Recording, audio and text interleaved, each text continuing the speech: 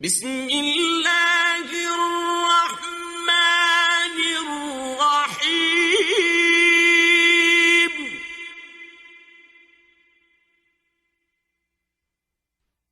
الہاکم التکاثر۔ تمہیں معلوم ہے کہ وہ کون سی چیز ہے جو تمہیں انسانیت کی صحیح منزل مقصود کی طرف سے یکسر غافل کر دیتی ہے؟ وہ چیز ہے مال و دولت اور جاہ و منصب میں ایک دوسرے سے آگے نکل جانے کی ہوس۔ حتی زرتم المقابر۔ اگر تم اپنی طلب کو اپنی ضروریات پورا کرنے تک محدود رکھو تو اس کی ایک حد ہوگی، لیکن جب جذبہ محرکہ ایک دوسرے سے آگے نکل جانا ہو تو اس کی کوئی حد ہی نہیں ہو سکتی۔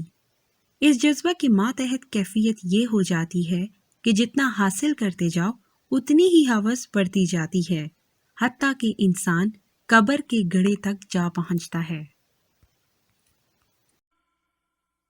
کلا سوف تعلمون۔ یہ بات ایسی نہیں جو سمجھ میں نہ آ سکے۔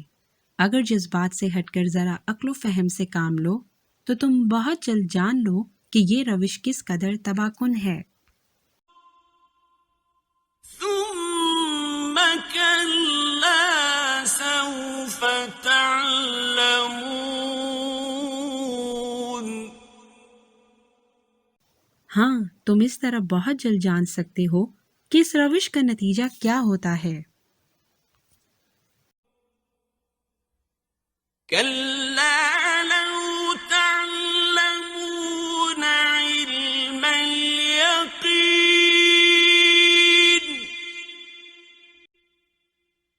لترون الجحیم۔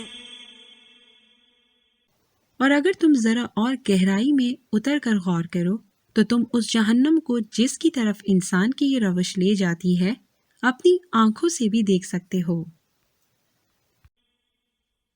ثم لترونها عین الیقین۔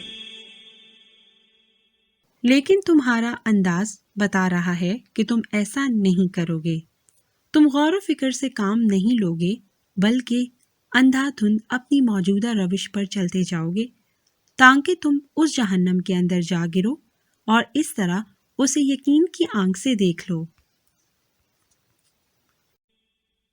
ثم لتسألن یومئذ عن النعیم۔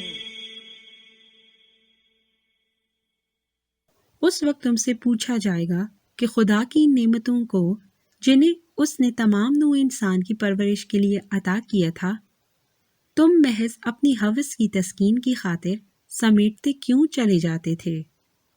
تم سے پوچھا جائے گا کہ تمہارے قصر تعیش کی رنگینیوں میں کس کس کے خون کی سرخی شامل تھی؟ جو کچھ تم نے سمیٹا تھا وہ کس کی محنت کا ماحصل تھا اور تمہیں اسے غصب کر لینے کا کیا حق حاصل تھا؟